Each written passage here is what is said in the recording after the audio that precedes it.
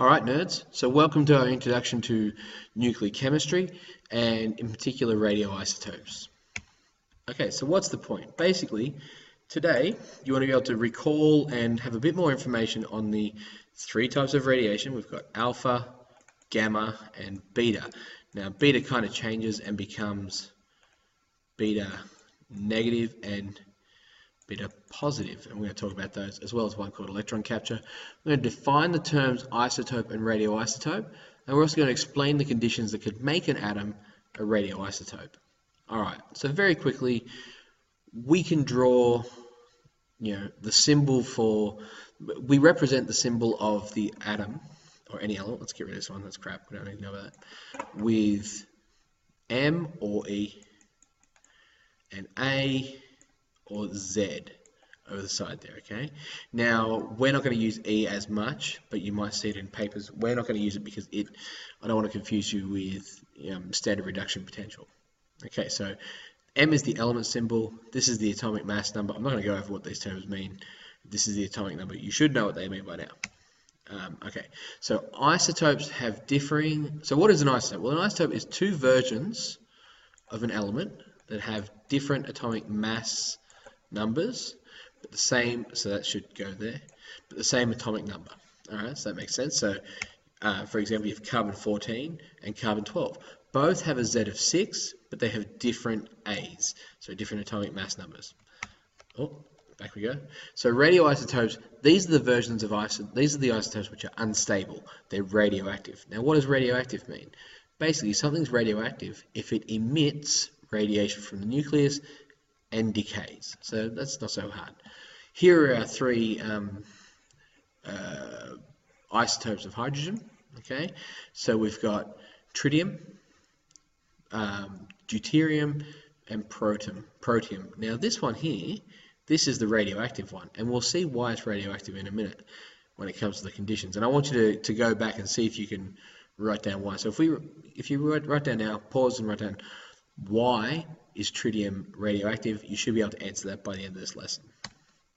Okay, so five types of radioactive decay, three main ones, and about five we're going to talk about. Five you need to know.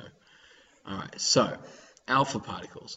Alpha decay is when you release a helium nucleus. Now, we said a helium nucleus, not a helium atom, which means it has a positive charge of 2+.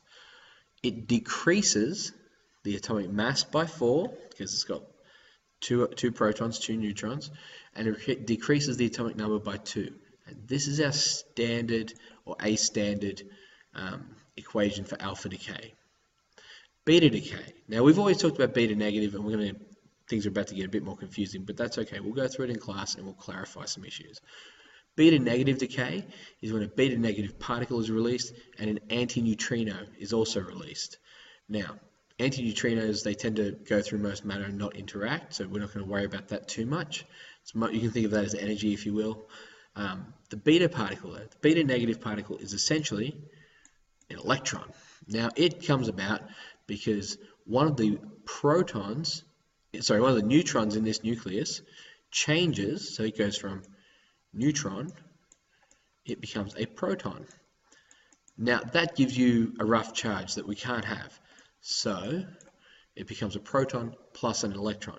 And this is where you kind of learn that the mass, because of the law of conservation of mass, the mass of a proton and a neutron are not actually equal.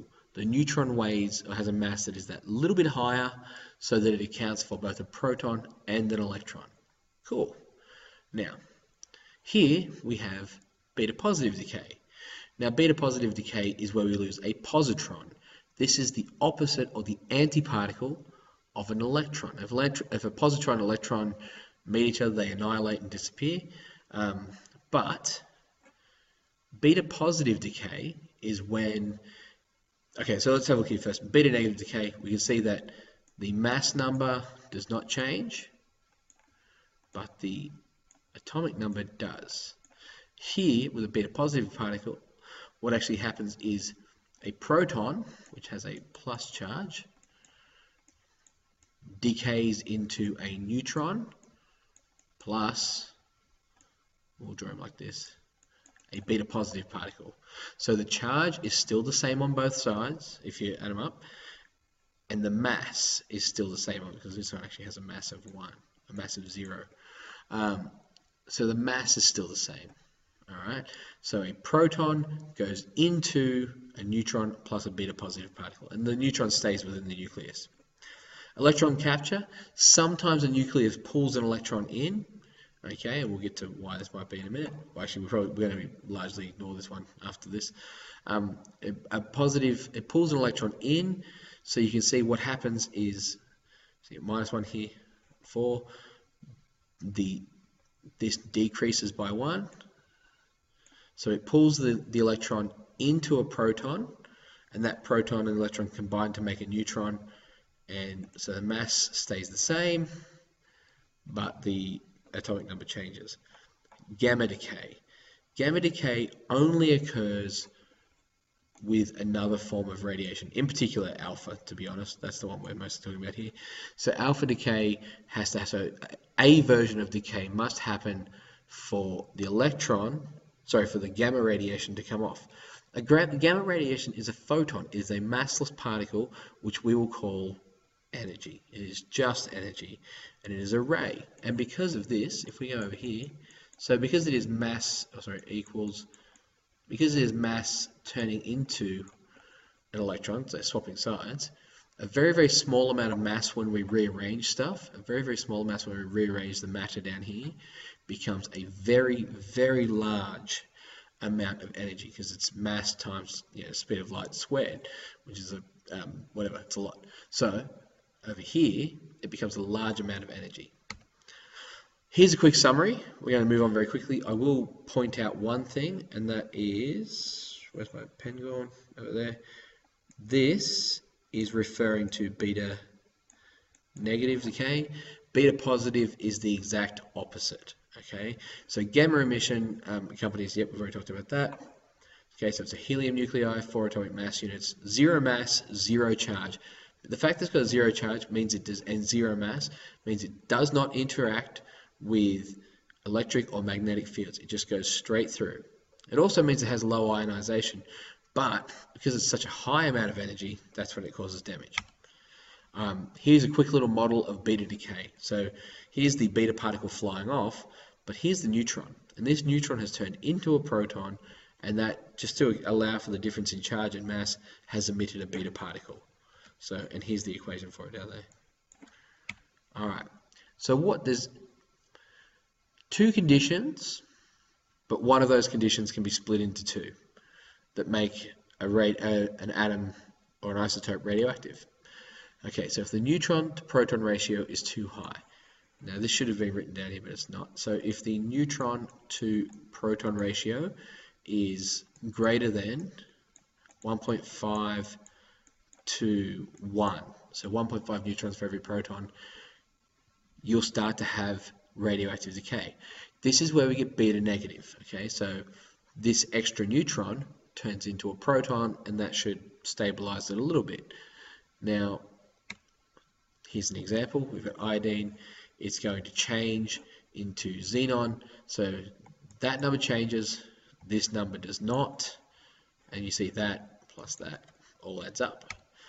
Neutron to proton ratio is too low. So in this case, it is, if the neutron to proton ratio is less than 1 to 1, we start to get too many, so we get a proton will then decay. So if there's not enough neutrons, the proton will decay to form a neutron and a positron, and this rearranges it. So hopefully by now you can work out which type of radiation a tritium particle will go through. Which one of those do you think it is? Here's an example. Sodium, one of the protons decays, it becomes neon. This is still the same. And here's our extra particle here, so that stays the same. That doesn't change. That one changes right there. Too many nucleons. Okay, so these are particles inside the nucleus overall. If there's too many nucleons, it becomes too heavy and starts to decay. This is when alpha radiation tends to happen.